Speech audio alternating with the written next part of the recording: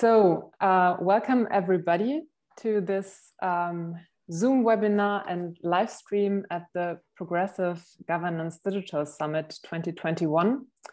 We will be addressing questions regarding tomorrow's tech economy, among them the question, who defines the parameters and who dictates the rules in the 2020s?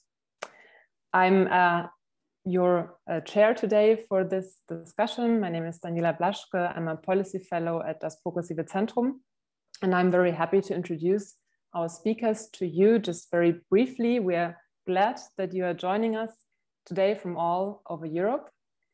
I'll do that alphabetically. So starting with Kate Forbes.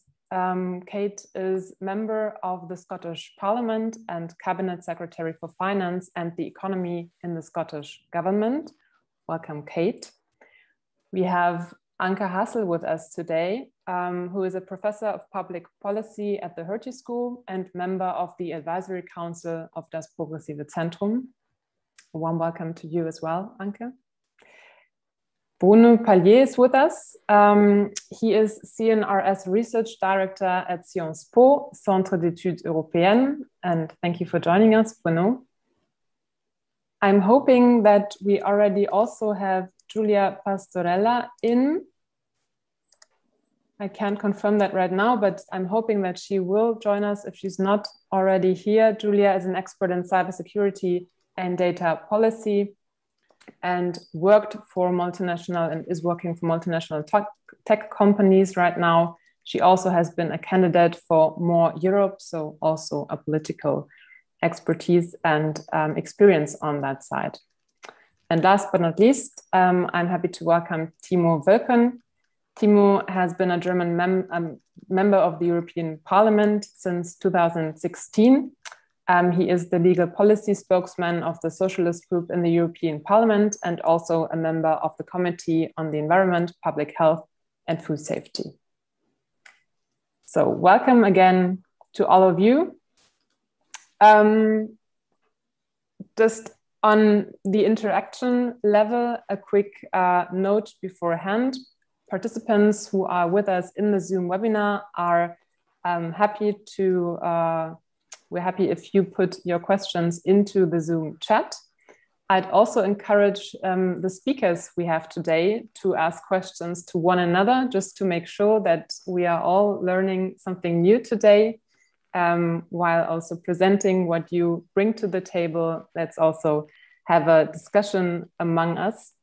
And to not leave too much time or not take too much time introducing everybody and everything, I would like to really start off and give the floor to Anke and Bruno, who just recently published on growth and welfare in advanced capitalist economies. And I'm not sure whom of you would like to start. Anke will start, great. So Anke, happy to hear from your work with Bruno and the insights you have for this webinar today. Yes, thank you very much for this kind introduction, and thank you also for inviting us to this webinar. As you said, Bruno and I published a book recently. We edited a book recently, which is on growth, development of growth, growth trajectories, in particular in relation to the welfare state and welfare state reforms. But the main motivation for the book was actually to say that what we see is that countries develop in very different ways. And we talk about the advanced industrialized economy. So our book is really focused on the OECD world. And even in the OECD world, where we could think that we have very similar trajectories of growth and developments, in particular to do with the welfare state, we see that countries really specialize on very different industries. And it makes a big difference for policymaking whether a country focuses on the export of high quality manufacturing, and that would be the German case, or whether you are part of the supply chain in manufacturing, like the Visa card countries or many Eastern European countries, or whether you pursue the export of high value added digital services. And these are in the OECD, the Nordic countries, and of course the United States. And these are all countries which have an export-led growth path. And in contrast to that, we have other countries that are highly focused on financial services industries like the UK, and we have countries that are dependent on public spending for growth, and these are the Southern European countries, but also to some extent France. So we looked at these very different growth trajectories, and we looked at it also in the context of the EU, and we could see that a lot of the imbalances within the EU, but also the imbalances in the international economy, come from the fact that we have these very different growth trajectories. But in this context, in the context of the webinar here, it is not so much just about how these countries develop. It is also that we have realized by working on this book that we really now entered a new era of economic development. And this new era of economic development is characterized by three major trends. And the three trends are, A, of course, climate change, and the transition to a carbon-free or carbon-neutral economic development. That is a major trend and a major challenge to all these economies. The second one is the increasing social polarization, which we find in many countries, in particular on the labor market. So we find increasing polarization, an increase in low-paid and low-skilled jobs on the one hand, but also an increase in high-skilled and highly paid jobs at the other end, and a decrease of those jobs that were traditionally in the middle.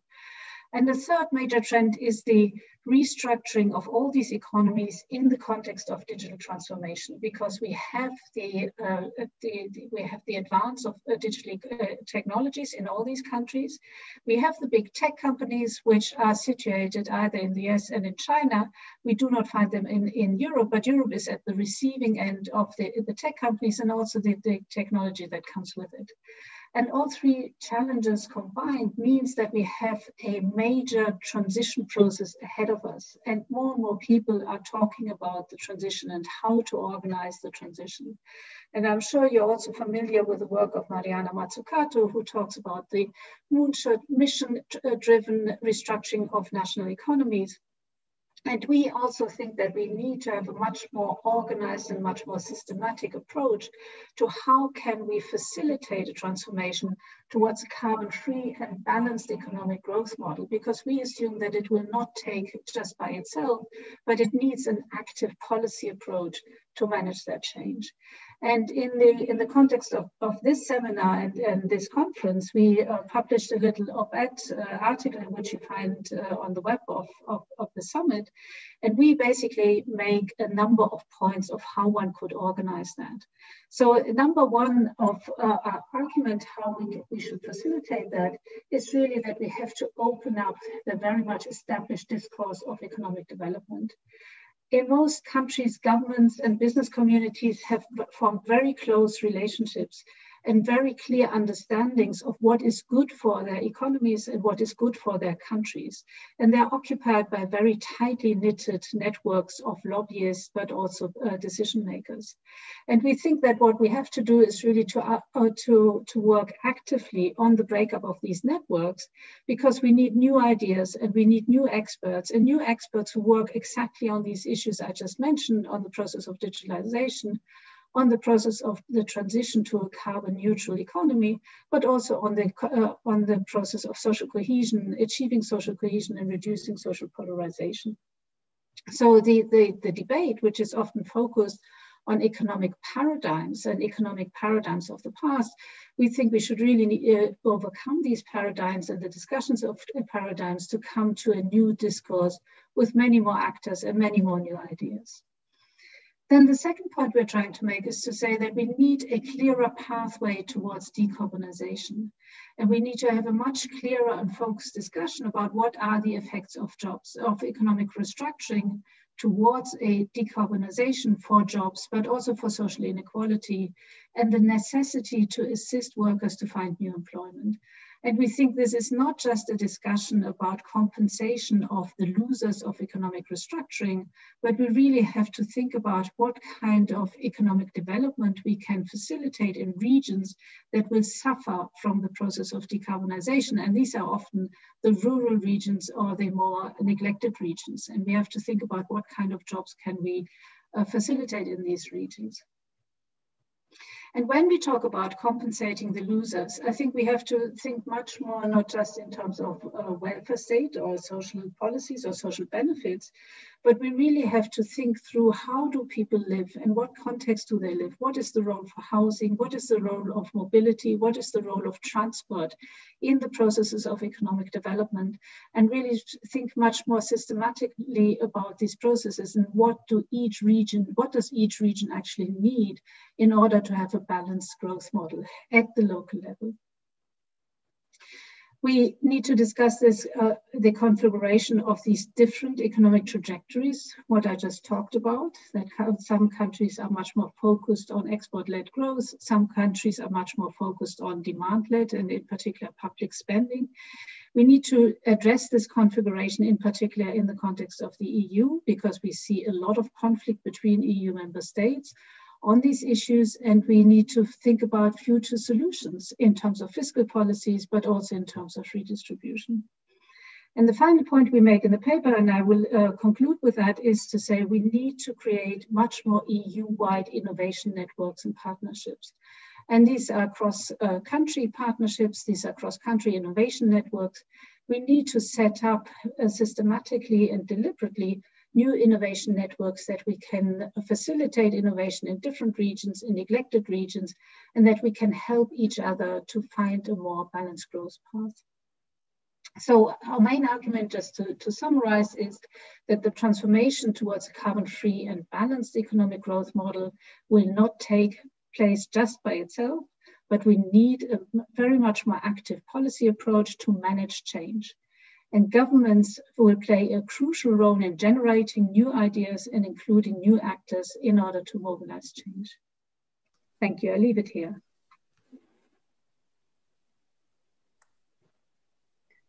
Thank you very much, Anke. Bruno, may I ask you whether there is something you would like to add from your perspective? No, I think I would like to add only one and perhaps 2 points. The main point is that what we see throughout our book is that governments since the late 70s have been obsessed with growth. And it became a kind of target per se, I need growth, and we try to figure out why. And the reason is that growth is perceived as the precondition for job creation. So there is a strong connection that in order to get more jobs, which is actually the political challenge for government to solve the unemployment problem or to be sure to create jobs, we need growth.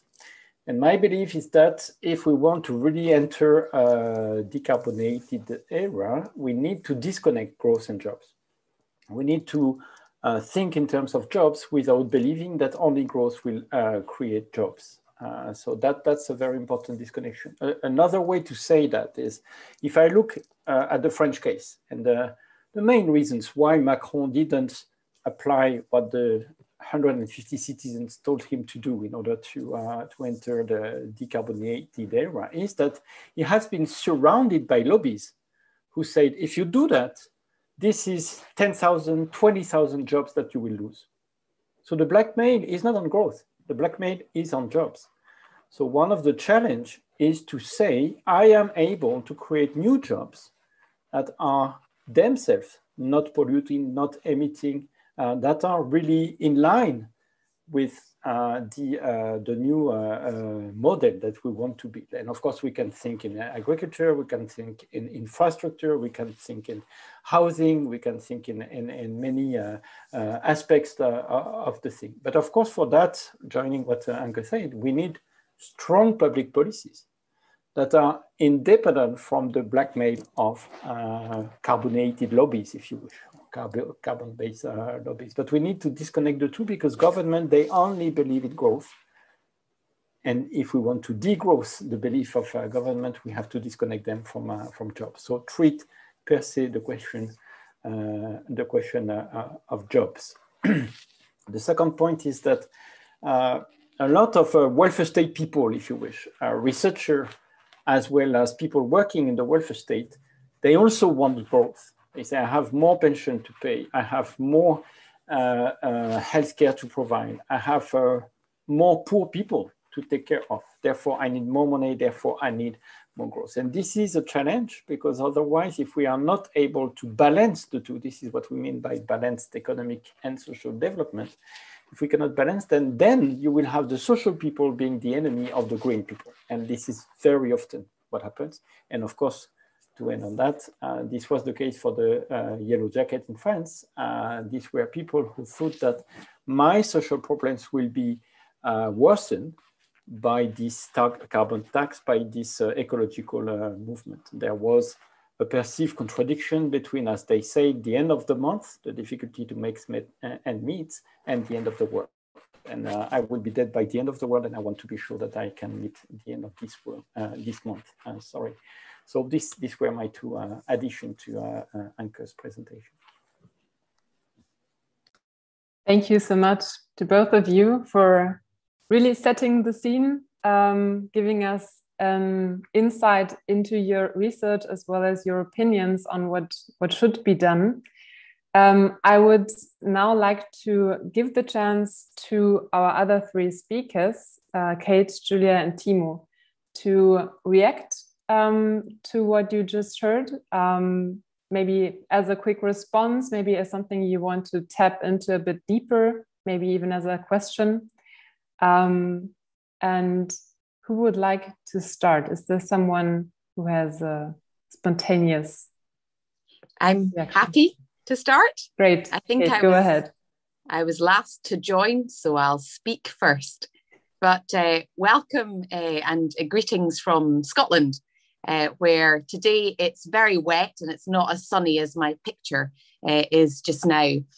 But I wanted to pick up on what Bruno said about jobs, because as a politician who has a responsibility to try and take the country with me, the arguments that we use are so essential when it comes to making sure that public policy has good buy-in. And I don't think we can ignore the economic effects of COVID. So if this conference, this webinar was important over a year ago, it's even more important now, because we have a window of opportunity to reshape our economy. And really the most important thing is saving jobs, creating jobs, and protecting jobs. And our measures for economic recovery in Scotland, like those of Germany and the EU, are very much focused on achieving a greener, more resilient and more inclusive recovery. And my view is that the tech sector has that potential to make that a reality. And in Scotland, we're at a unique crossroads, because on one hand, our economy has benefited from oil and gas, but on the other hand, we have 25% of Europe's wave and tidal potential. So this question about transition and not leaving people behind is uppermost in our minds. How do we make sure that the jobs that we're creating are the kind of jobs that we want? And how do we make sure that those who might be left behind by the old ways of doing things are given the skills, the upskilling, the retraining to create the jobs of the future? So in Scotland, we're feeling that debate very acutely. When it comes to digitalisation, I think during COVID, we have seen very starkly, maybe 2 years ago, I used to stand up on many platforms and call on businesses to digitalise, to take advantage of the new opportunities, to become more productive. And maybe some people listened, many people didn't listen. Over COVID, it has been a necessity. In order to take advantage of working in a different way, people have had to digitalise. So it has been extremely accelerated. Now that we emerge from COVID, the workforce is returning to find that their jobs have changed. So I just wanted to make those 2 points in terms of the context, that I don't think we can ignore the impact of COVID. And I also think we can't ignore the impact of a sector that is disappearing, whether we want it to or not to want it to, and how do we upskill to help people on their way. And the last point is that as politicians, we're sometimes the most loathed of everybody, but as politicians, we have a duty not just to support good public policy, but to take the country with us. And I think Bruno was talking about that fear that some people have about their jobs being replaced. It's not about their jobs being replaced. It's about better jobs for them if we equip them with the right skills and the right opportunities. So I could go into more detail, but I just wanted to respond quickly on those points. Thank you. Thank you very much, Kate. As now you ventured into the tech sector, addressing the digitalization aspect as really a job creation aspect, also tech firms creating jobs, I would like to ask Giulia Pastorella, who should be with us right now as well. Yes. To share with us your perspective on what we've just heard, maybe also dive a little bit deeper into what Kate Forbes shared with us.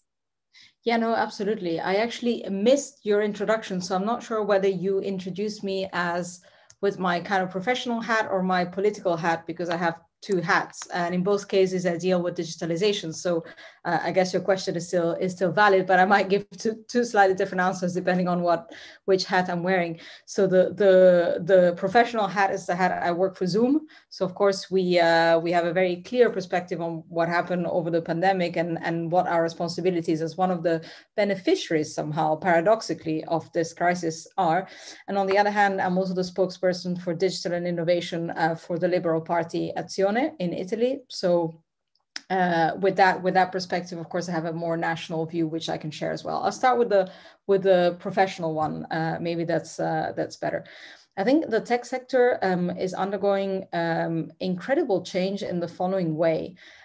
Before, at least, from the dot-com boom onwards, especially in the early 2000s and so on, there was a sense that disruption and tech and digitization, etc., was cool. And Kate wasn't the only politician calling for everyone to digitize because it's going to make life better. And there was almost a little bit of a naive view of what technology could do.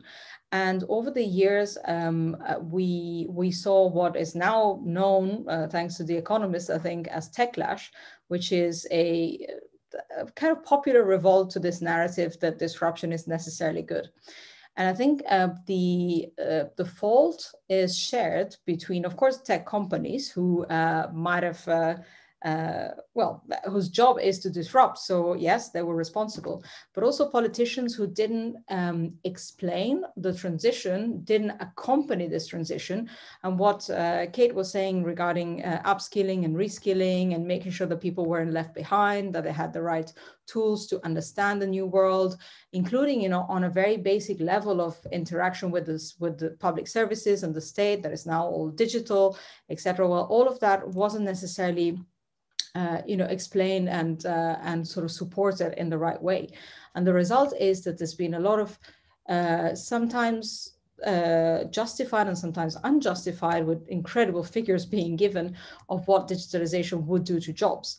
And I'm kind of in the middle between those who have a very doom view of everything is going to be replaced by robots and AI, etc., and those who say no, it's just yet another industrial revolution. We're just going to create different types of jobs. I think probably the truth is in the middle, but the tech sector does have the responsibility to be an active part of this transition and not just saying, well, we just do whatever is necessary for our business to work. And I think the tech sector has shown how they're trying to become more environmentally friendly with their data centers, how they're trying to become more responsible also in terms of the content that they, if we're talking about social media platforms.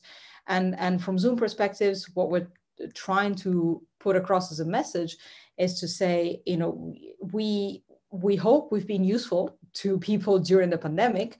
We don't expect the pandemic situation to be the normality. We're very much looking forward to real life, but to normal life again. But normal life will not be the life pre-pandemic. We hope that in this respect, we'll find a balance. The societies will find a balance and use digital tools when and where needed, and don't either overestimate them, saying that they're necessary all the time, but at the same time underestimate their effects. So we hope that one of the positive results, and I'll stop here afterwards, will be that the hybrid world that we're going to be getting into will be one where there'll be a much more, I guess, healthy approach to technology as something that you can't avoid, that has its advantages, but they'll be far less ideological than it has been so far. Yeah, so I'll maybe keep the political hat for the next question. All right, thank you. Then I would like to bring in Timo to give us his political view on the discussion we are about to have. We're just having. Yes, thank you very much, and I hope that you can hear me now. So, well, what did we learn throughout the last year? So I think that societies are very well capable to adjust to crisis, to new situations, but it's necessary to take the learnings from the last 12 to 15 months and to transport it into a new idea of how we work, how societies develop. So and I think it's important that we make sure that we have sustainable growth, and we will have this growth through innovation. So, and here the right balance, I think, is very key. I don't believe that economies that rely exclusively on a pack of huge companies will be healthy in the long run. So imagine if one of those companies goes bankrupt due to mismanagement, it would have devastating consequences for the country's economy. So, and let me draw on the example of the platform economy, which I know best and which I'm working right now on in the European Parliament. So especially in the platform economy, and you know that better than me, that scale matters. So network effects are a real thing and influence everything from innovation to consumer choice. And we could discuss how Zoom got as popular as it is right now in this context, but maybe later. So to preserve innovation, we need to make sure that the relationship between large and small companies, and this is, I think, very important and often overlooked, uses. So we need a balance. And this is something we are discussing, as I said, in the European Parliament. So on the one hand with the Digital Services Act, but on the other hand, and maybe more important, with the Digital Markets Act. So this law will regulate so-called gatekeepers, companies that hold a strategic position in their market due to their size and type of business. And this could be, for instance, a search engine, a marketplace, or a social network. But the reason for the law is obvious. The big guys have been using their market power to manipulate user behavior and compete unfairly with businesses on their platform. Famous example, for example, would be Spotify versus Apple Music, but there are, of course, many more smaller instances of this happening. So, and I think this hinders innovation. And of course, the question is, how do we define gatekeepers? And I will maybe finish with just introducing the idea that with the Digital Markets Act, we have indeed a tool in our hands, but this tool needs to be strong, and I think it needs to be redefined, because the question is, who is a gatekeeper? What is a relevant service? And right now, and this is what I observe, unfortunately, in European politics over the last years, is that we look at the status quo and then we think, okay, we need to regulate this, but we are not looking into the future. So with the DMA, for example, I'm afraid we are missing to look into the future and to take on board sectors where again, a dominant position can develop. For example, voice assistants, they are not covered. But I think the threat here is even more dominant than in other areas, because if I ask Siri if Siri would be kind enough to play some music, Siri is using Apple Music. If I'm going to talk to Alexa, Alexa will of course offer me products from Amazon, and the threat is really there. So my call would be, if we are looking from a political perspective at the developments in the society and economic, to try finally to look ahead and not only to try to regulate the status quo. I don't know if this makes sense for all of you, but I will maybe stop here for now. Thank you, Timo. I would like to maybe bind it together a little bit and also come back to Anke and Bruno, because if we see the Digital Markets Act, for example, as a tool now, you talked about the necessity to have smaller companies and larger companies, which would in the end benefit innovation, so a more varied landscape of innovation, so to say. And Anke and Bruno, I really noted down the aspect of innovation networks that need to be reconfigured and that need new actors to participate.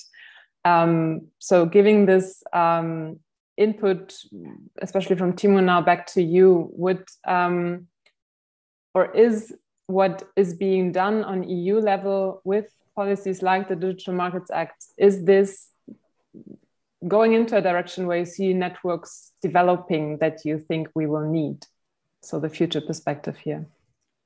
The thing is that the development of digitalized capitalism is only on its emergence, I would say. And it's full of potentiality, and some are positive and some are negative. And it is important to grasp them and to figure them out and to try to organize the choice.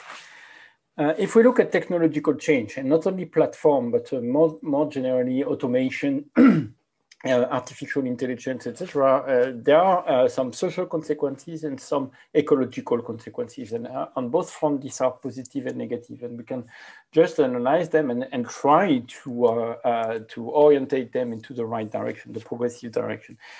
As far as the social perspective is concerned, Anke mentioned right from the beginning that we see in the labor market a tendency towards job polarization, and a lot of economists have shown that this is due to technological change, in the sense that robots, algorithm, software, what do? They do repetitive things, so they are crowding out the jobs in the middle who are full of repetitive tasks. So one of the negative social consequences is a pressure on the middle class, the old middle class, the mid-skill middle class, occupying repetitive jobs. And we see a lot of people shouting about that. In the US, clearly, you know, the lower middle class was shouting, was the people of Trump in a way. We see that in Europe in many aspects. I have written a paper showing really that radical right parties are supported by lower middle class people being threatened by digitalization. The second negative aspect is that this digitalization spurs very badly paid jobs with no status, and you know the eternal debates about those working for platforms in paid by a task and not having proper protected jobs. So these are the risks. But on the other hand, from the social front, we see some potentialities. The first thing is that technology is helping, supporting the high-skilled people. It really provides a productivity enhancement thanks to the technology. The second point is that it's the reverse image of the automation of repetitive tasks. The machines, either computers, robots, they do preserve us from repetitive tasks. So they take on the painful, the boring ones, the bullshit jobs. You know, there was this Graeber work on bullshit jobs. So that's a good thing. It will be a good thing only if we can organize that. There is a transition. Kate said that we have to organize it to be sure that the new jobs that we can create out of this transformation are the ones who retain for humans the interesting, creative, interpersonal tasks that are part of the jobs, and we let the machine do the boring ones, the painful ones. But that has to be organized through social negotiation, through really thinking through what we want robots to do and what we want humans to do. And I guess that only financial actors, only employers will not organize it towards the more social things, because you can make money out of things that will not have a good social consequence. I think we can have the same reasoning for the ecological dimension, if I may. Daniela, you say if I can just go on for a few seconds. On the one hand, it's very famous. Everybody says now, because it's a time of backlash against technology. And Julia, I'm sorry, but this is not the best time. It was good 5-7 years ago, but now, you know, Amazon did, Google, Facebook, did bad things during the electoral campaign, and then it started the backlash. But anyway, we know that it's polluting, right? There is a huge amount of gas emission, carbon emission, because of data centers and these kind of things. And it's currently, if I'm correct, 2% of global emission, and it will double in a few years, as much as planes at the global level. We know that. We know also that this is not uncarbonated activities. Electric car takes a lot of energy to be made, if not they consume. So there are some negative aspects. But what we've seen during this pandemic is that it also allows us to continue to to function and to have activities without polluting. Clearly, what we are doing here is, for the first time for the progressive example, is avoiding to take a plane to go to Berlin. And this is saving a lot of things. I guess, but I haven't seen any studies, that delivery, you know, the things that Amazon is so criticized for to deliver, is saving displacement. Instead of having 50 people going to a supermarket, you have one person going to 50 places. Once again, this may be an opportunity if we are sure that we organize it in a way that will be towards the right ecological direction. And the message is there, once again, it's only if we have actors, social actors, employers, political actors, to organize the social and ecological transition that we can benefit from the positive aspects of the technological change and try to keep the negative ones as low and as apart as possible.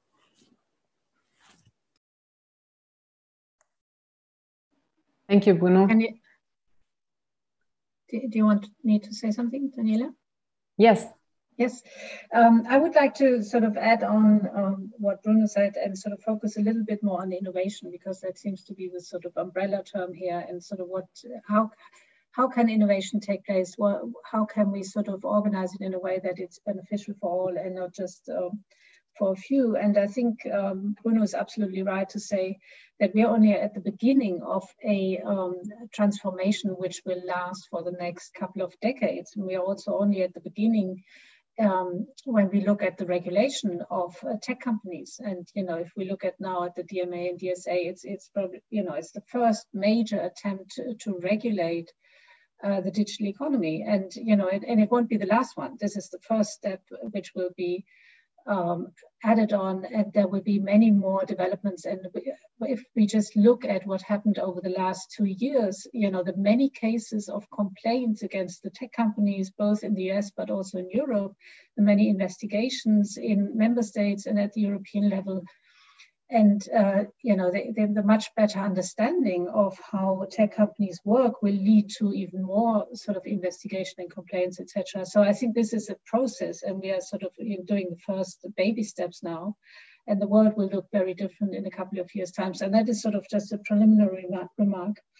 I think when we talk about innovation and the role of tech companies, we really have to understand is what's happening, and what has happened over the last couple of decades is really that we have established a digital infrastructure which connects the entire world, because it makes now communication across the globe very quick and very cheap, and it allows for economic transactions very quick and very cheap across the whole globe. via digital tools. And this infrastructure is entirely in private hands. And this is very different from anything that we had before. If we look at the way the economies worked before, is that we did have infrastructure in the form of electricity, in the form of roads, in the form of railways. But these infrastructures were either in the ownership of governments. It was a public infrastructure, and if it was privatized, it was heavily regulated. You know, infrastructure services are heavily regulated, and there are a number of principles, like the terms of conditions on which how you can use infrastructure, the right to access, the consumer rights when it comes to infrastructure are very strong because people are sort of dependent on this infrastructure. And what we now realize is that the entire world is dependent on the digital infrastructure that we have. We cannot run a business without Microsoft anymore, or at least Microsoft or some a different operation system. We cannot really run a business without access to Google, without access to the internet, without using a messaging system. None of this is possible anymore without the use of digital infrastructure.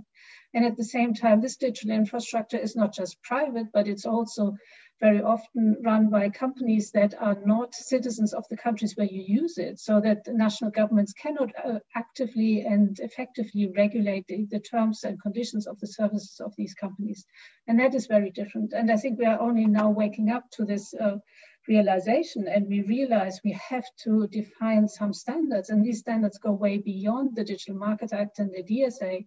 These standards have to become much more comprehensive because we need consumer rights to access to digital services, and also then have a big discussion about the right over who owns the data which I produce, who can do what with data which I produce, how can we cross-share different sets of data, how can we organize the interfaces, how can we make sure that we can actually move from one platform to the next platform, how can we control companies that they do not abuse their dominant market position because they have all this data and they know exactly what is being sold and for what prices and shipped from A to B.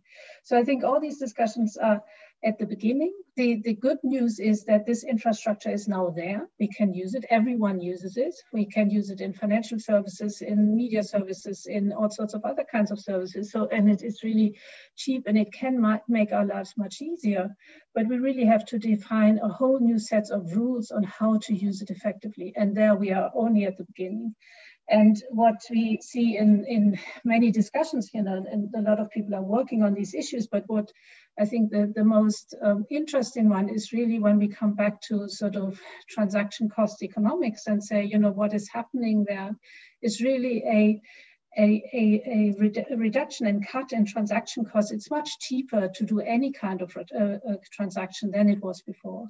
And the consequence of that is when you have really low transaction costs, is that you don't need hierarchies anymore. You don't need organizations anymore. The role of organizations is weakening, and the role of sort of hierarchical relationships, that you have a boss, for instance, who tells you what to do, who controls you, who monitors your performance, is not as important anymore as it was before. So we get a very different role for markets because by nature, by a natural sort of use of digital services, it means that the role of on-the-spot trading, very short-term orientation will become much more important. And I think we really have to reconfigure our understanding of markets and hierarchies in this context, and that lead to a very different setting, and that leads to a lot of consequences that sort of Bruno has talked about before, social consequences, winners and losers, etc.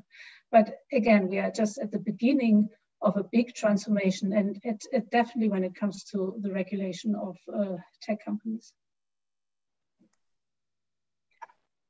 Anke, you also just answered the first question we had from the audience, so that's great. There was a question asking whether the platform economy does go against the vision of a sustainable, both in terms of ecological and socially just future. And I would take your statement, the statement you just made, as at least a warning statement that this might in fact be the case because it's a private infrastructure. Maybe I would like to give other speakers the chance to react to this juxtaposition of platform economy, private infrastructures, and a sustainable future as well. Would some of you, one of you, want to jump in? I can briefly maybe say something. I mean, I think we're going in the direction that Hanke was suggesting, not so much of making these infrastructures public, and I wouldn't necessarily be for it, but certainly regulating them. And it's not just the DSA and DMA. I mean, we have the inclusion of digital services in the NIS directive. So we're talking about security, and they're considered as essential services. We're talking about the ECC. So now they are on the same level as telco operators. We're talking about new regulation for the financial services, so digital financial services. So my impression is, and that was really a super quick point, that regulation, yes, maybe they were kind of running behind innovation, but now they're catching up. And my hope, both as a worker in a tech company, but in general as a citizen, is that they wouldn't stifle that innovation by kind of taking ownership of everything under the umbrella of an omnipotent state, simply because that's not the way innovation usually works. So I would still leave the market free to innovate and simply make sure that the citizens' rights are kept into consideration, and these actors are regulated in the interest of citizens, but not as simply as the bad guys. They're just making profit. So if you want them to make profit in a different way, then you need to give them rules. Kate, also, I saw that you. Yeah, I think that was a very good point. And I was going to flow on from that about how, as a government, we have a responsibility to maximize the benefits to citizens and minimize the harms. And we've just been through a journey on this with a new strategy for AI. So in the public domain, there's a lot of concern, fears, but also it's a great empowerment for people, particularly those who perhaps have mobility issues or who need additional assistance. AI can either be used for good or for bad, but I don't think we can wait to see if the founder of a company is going to use it for good or for bad. You can't wait. You've got to get ahead of it. And we've got most recent experience in having just published our AI strategy on that. But the two other points I was going to make off the back of what Anke said, she said that businesses need Microsoft to now exist. Well, businesses need people who understand how to use these platforms to exist. And I think it keeps coming back to this point about the human beings at the heart of it. And it also poses a question about the skills that we value. So what do we value in all of this? And I think, again, going back to COVID, Bruno talked about the fact that we then elevate the sort of more emotional skills. If we think of the role that healthcare professionals or carers have played, some of them might be replaced. A lot of them won't be replaced. Some of them are the lowest paid people in society. So actually, over the long term, will that lead to a greater respect, value being put on those with the emotional skills who are currently not as well valued as they should be? So it's just those 2 points. Thank you very much, Kate. I have a question from the audience that I think I'd like to give to Timo. Question is, should we maybe try to establish public versions of Facebook, Amazon, Google? Is this a way? Can this be a way, or how could this? Well, this is, of course, a very complicated question. So on the one hand, there may be points for having such platforms, but on the other hand, I don't think that people would use it. We have a very strange situation, or at least I observe a very strange situation. So if you would offer people a service run by a private company, for example, Facebook, and I don't know, the European Union Facebook run by the European Commission, I would put all my money on the fact that the large majority would choose Google service because they don't trust the European Union or governments. So I don't think that these platforms would indeed be used. And I discussed this over the last years with during different workshops and with different people. And this was always proposed as a solution. And I think that there are really interesting aspects, especially if you consider the internet as public infrastructure and the big marketplaces as public infrastructure. But I'm not sure that in the end people would use this, because there's always this mistrust and this people, I don't know, trust Google to trade or to process their data more careful than governments would do it. I don't understand that, but that's why I don't believe that public European Facebook or whatever would be a solution, to be honest. And maybe if it comes to just a very quick addition, so when it comes to a European Netflix or European service for streaming, we would really face a lot of challenges when it comes to copyright. We discussed it to make it easier to have access to different content from different member states, and this was blocked by a very strict lobby campaign, to be honest. This is where we come back to Bruno's Anke's first intervention, who made it clear that lobbyists tried to explain the situation that you would destroy workplaces, right? So again, I don't think that this is an idea which in the end would be accepted by many, unfortunately. Thank you for this answer. I don't see a question in the chat right now. So just encouraging you to put your questions in the chat if you have some for our speakers. Also, no raised hands from the speakers currently, as I see questions to others on the panel. Maybe Timo has one? Yeah, if we have time for it. I just wanted to add on the points made by Bruno, so the marginalized workers. So, and this is also, I think, a question of sustainability. So if we can consider platform or platform economy as sustainable, I think we need to make sure that workers aren't exploited anymore. And I think that this is one of the biggest challenges at the moment. So digital labor platforms, or gig economy platforms, as you may call it, so they are employing an increasing amount of people. And these platforms can operate in different sectors, from the mobility to domestic care and so on and so on. And a relatively marginalized group is self-employed as the service provider and usually underpaid. So you could call this innovation, raw innovation probably, but it's innovation at its worst. So a business model built on the exploitation of workers. And I really believe that we need to fix this.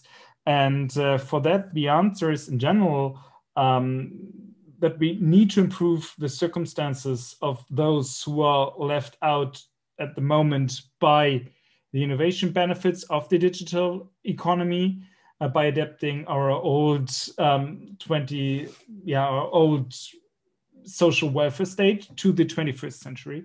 And digital organization of labor is, for me, a concrete first step to achieve this. I don't know how other panelists see this, but for me, to have a sustainable economy, we would need to protect these workers especially more. I think Bruno would like to react to that. Yeah, really on that. The point is that I think we shouldn't only focus on those working for platforms, because if you look at numbers as measured by McKinsey or in different, these are really few numbers of people, those working for Uber in Amazon warehouse and these kind of things. And this becomes a kind of, you know, the worst situation possible, and let us keep as far as possible from that. However, if you look at what they suffer from, they suffer from intermittence, they suffer from lack of good social protection, they suffer from housing issues, commuting necessity, they suffer from low income. And actually, this is not reserved to those who work for the platform. This is reserved to what we've called in previous studies published before the digitalization, outsiders. And if you frame this in that wording, then you have 20, 30, 40% of the working force, which is subjected to this very harsh condition. Not only those working for platforms.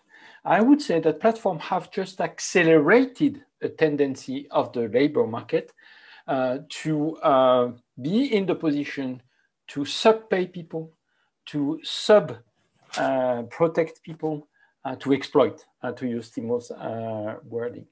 Therefore, the fight, I think, if you're a progressive, is to really embark everybody being subjected to this precarious situation, including those working for the platform, whether they are wage earner or self-employed, is not the problem. The problem is housing, a lack of social protection, low pay, intermittence. Then I would see personally really avenue for a new alliance between progressive forces and trade unions, because these are the same problems. These people, they suffer, they don't vote, or at least they vote much less than other ones. First point, the most precarious ones, the poorest one, they really abstain. Secondly, they don't vote for the extreme right. As I said, this is the lower middle class. This is not the most outsider ones. And they don't feel represented, neither by political parties nor by trade unions. There is a clear opportunity for a new alliance, for a new labor, if you wish, or a post-new labor, re-establishing a connection with this new world of work, as politically speaking. And once again, there are clear situations to be improved. But I would say that ideologically, we need to listen carefully to what Kate said. She said that there is a bunch of people who are supposed to be not productive according to neoclassical economists, the one working at the service of others, childcare, elderly care, education, health, delivery, cleaning the streets, taking the bins. They are supposed not to be productive.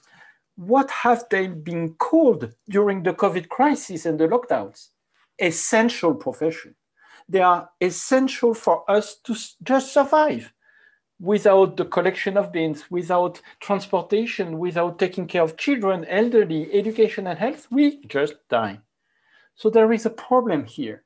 Is in what world do we live? In a world where economic calculations say these people are not productive, they don't deserve a good wage, a good pay, a good social protection, etc. This is why I say it's ideological. We have to recognize, acknowledge the key essential importance of these essential frontline workers. And this is ideologically and socially, politically, the new alliance I would call for.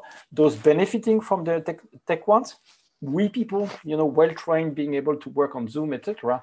And those people who have to go on the front line and have been so far despised in our treatment, in the way we perceive their productivity and usefulness.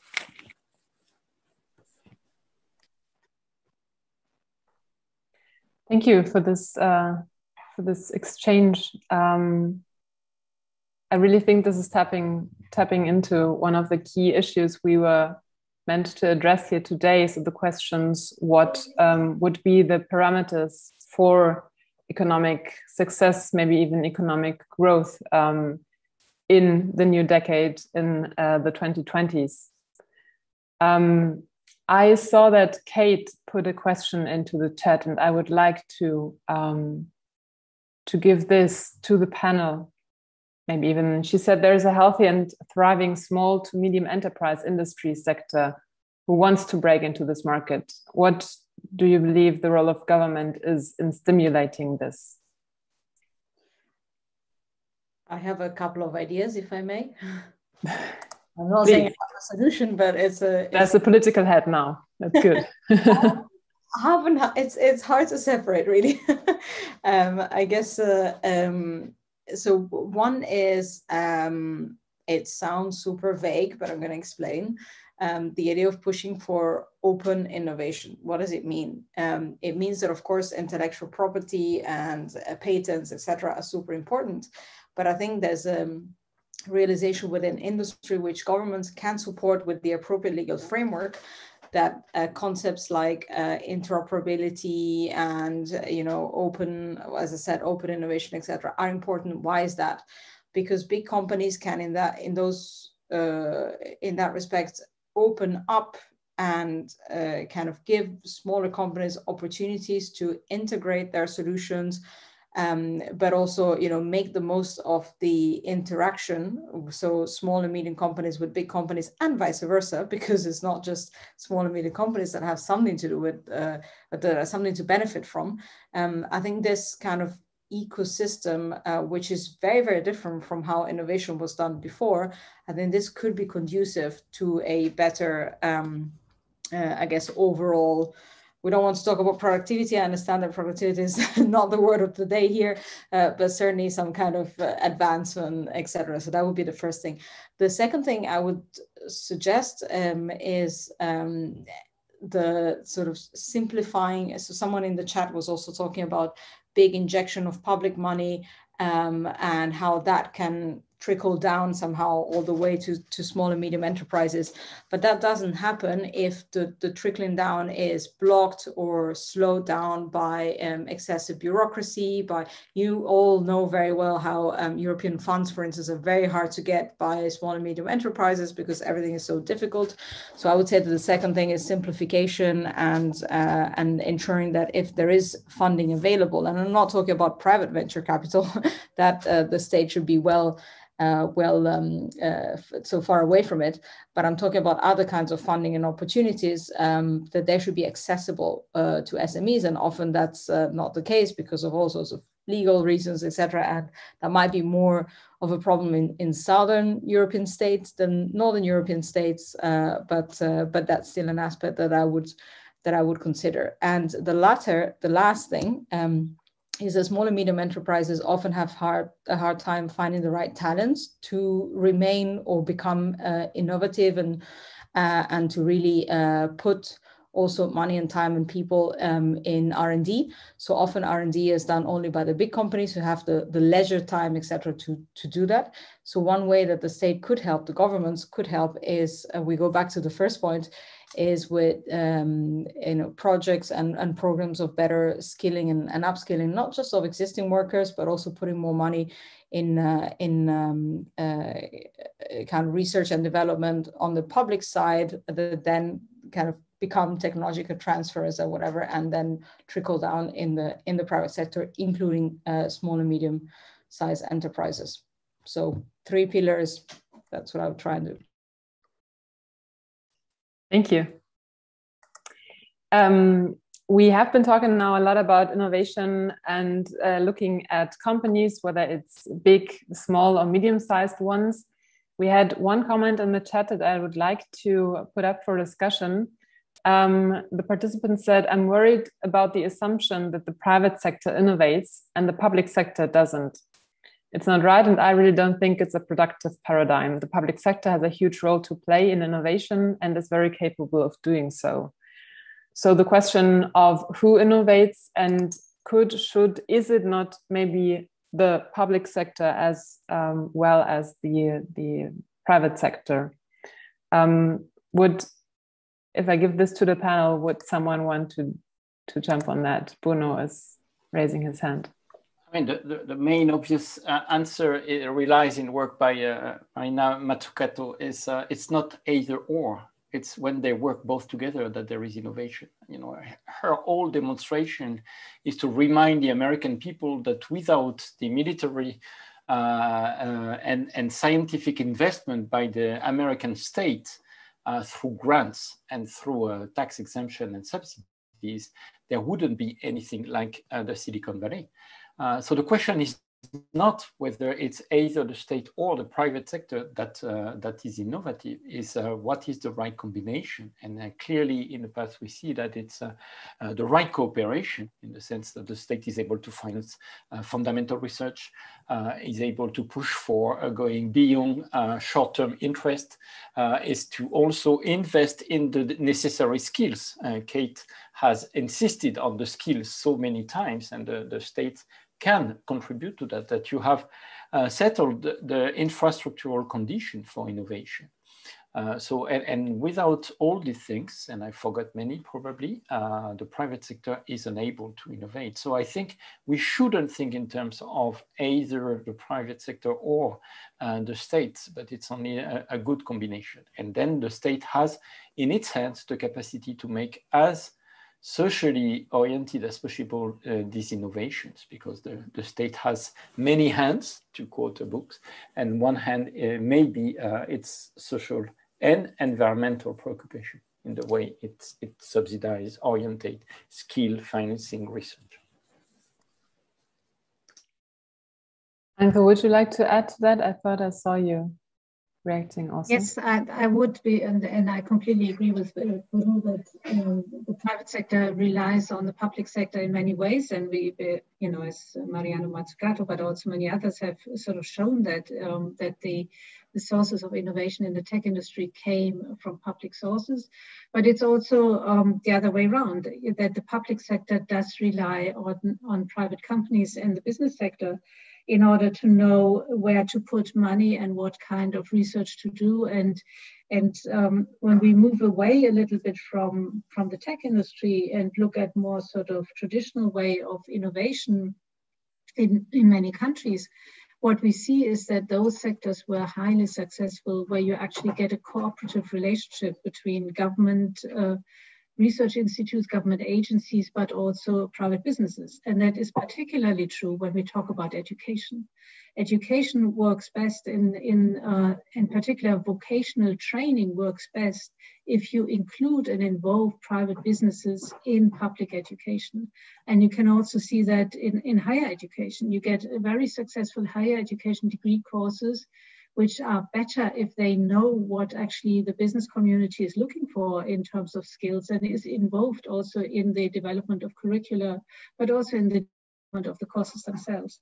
So I think what we need to have is a cooperative relationship between public agencies and the business community, and in particular those business communities who are involved in innovation and research and in R&D, and when both sides know what the other side needs. And very often we have too much of an antagonistic relationship between public and private, and that is also to do with our public discourse. We often have either sort of a lot of accusations against the business community, the way they operate in the political discourse, or we have a lot of prejudices in the business community against politicians and policymaking, which also leads to an antagonistic relationship. And I think it is, what we see and what we know from the past is actually that cooperation leads to much better results. And we need to think about ways how we can foster cooperation between public and private agencies.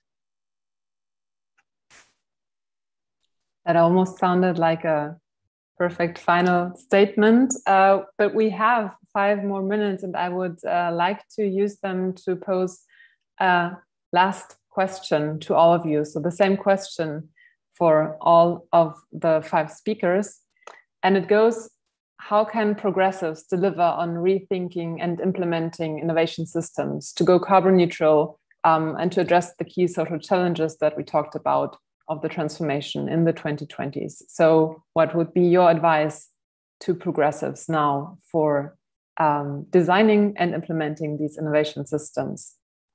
And maybe let's start from Z, so to say, although it's a W. Start with Timo. Okay, thank you very much. So maybe let me start to answer as a social democrat and politician working on both the environmental committee and digital policy in jury. I want to make sure that we build bridges between both topics. So when we talk about the digital transformation, let's make sure that the workers that deliver our parcels and that drive our cars are properly represented, paid, and insured. But let's also talk about the severe infrastructure that runs these services. So what about their carbon footprint? And the same goes for the green transition. We need to invest in new energy technologies heavily. So like hydrogen, renewables, and we need to retrain workers so they are not falling behind. But let's not forget that the infrastructure of our energy grids is outdated too, and that digital technology such as smart grids could deliver really real benefits. And I believe that joining the two transitions, the ecological transition and the digital transition together, are a real twin project. And this will be key to our success while making sure that no one is left behind.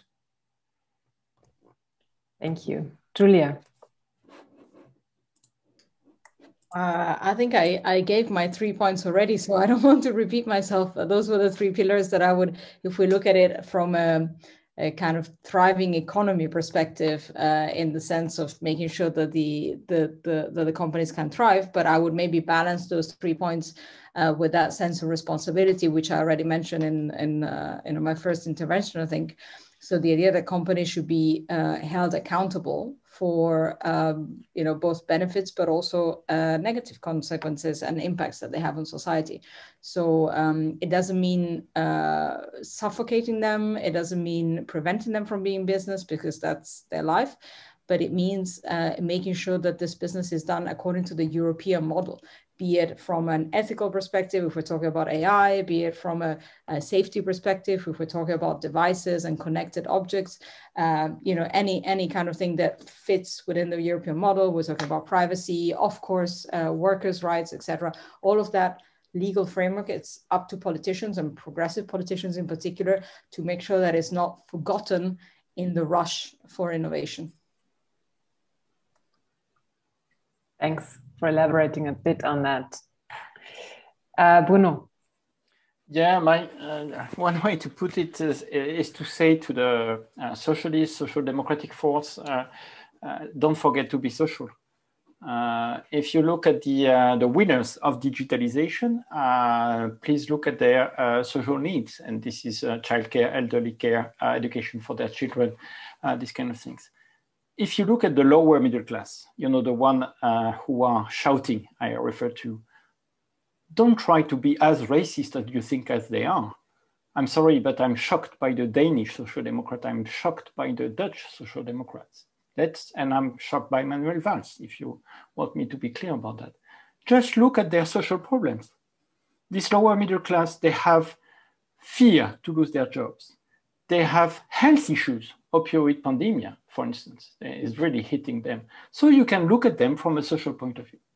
And basically the outsiders I was referring to, sometimes I say the new servants in the digital economy, the new service proletariat, they need income guarantee, they need their housing problems to be solved, and they need services. And this is the common points to the 3 classes of the digital capitalism, the skilled class, the lower middle class, and the proletariat. They all need childcare, elderly care, healthcare, education, and skill and lifelong training. This is what I call social investment services. And instead of saying that these people working in the social investment services are not productive, let us consider them to be core for the present and future of our societies. Let us make them to become the new middle class of the digital era. Let us have a coalition between trade unions and a progressive force to claim that we need to invest in social investment services and the people, the women working in them. Thank you, Bruno. Anke. Yes, so if I'm correct in thinking that we are at the beginning or maybe even in the middle of a major transformation of the societies and economies we live in, I think we need to build up better capacities on how to deal with transformation. And that is to do with policy making, but it is also to do with how public actors, private actors interact, who is actually taking the decisions, who makes the rules, how do we deal with private regulators, private ownership of infrastructure, etc., new types of infrastructure. So that means that we have to think more strategically about capacity building. We know a lot of sort of discussions about capacity building from development studies and development economics. I think we will have this conversation also in the advanced industrialized world, that we will talk about capacity building. And we have to build new networks and opportunities to explore these things and talk about these things. So I think the Progressive Governance Summit here is a useful exercise, but we probably need more stable networks and more stable relationships where we can explore these ideas and discuss these ideas. And I think that will be something which we have to work on in the future. Thank you, Anke. And the last word today has Kate. Thank you. Well, I'm biased because I'm speaking from a government perspective, and I know I sound like a broken record, but I don't think any of this is possible unless you take people with you. So, you know, whether it's the communities that Bruno was talking about, or whether it's just those whose jobs are going to be changed, I think we have to take people with us. And that means communicating effectively, communicating with compassion for those who feel threatened, because you're going to have far fewer battles if you take people with you. And the fewer battles you have, the more likely it is that innovation can thrive when it comes to embedding it. The two other points was around the choices that investors make. Now, on the public side, we have choices. We have funding, we have capital. What are we going to invest in? And I think we need to be investing in the infrastructure, the low carbon infrastructure, because that in itself will take us on that transition, which leads me to the third point, that it creates the conditions for innovation to thrive. So sometimes, often, public sector investment in infrastructure enables or hinders innovation to thrive. And certainly from our government perspective, we have some very difficult climate change targets that are set in law. And so we have to absolutely get this question right. We have to allow for innovation, and we have to rethink. And I think it starts with taking people with you, investing in the right kind of infrastructure, and then maximising the conditions for innovation to thrive. Thank you, Kate. And thank you to all of you speakers, panelists today. Thanks to everybody who put a comment into the chat or posed a question to make this a lively discussion. I wish you a good conference and a good afternoon wherever you are all across Europe. Thank you for joining us today.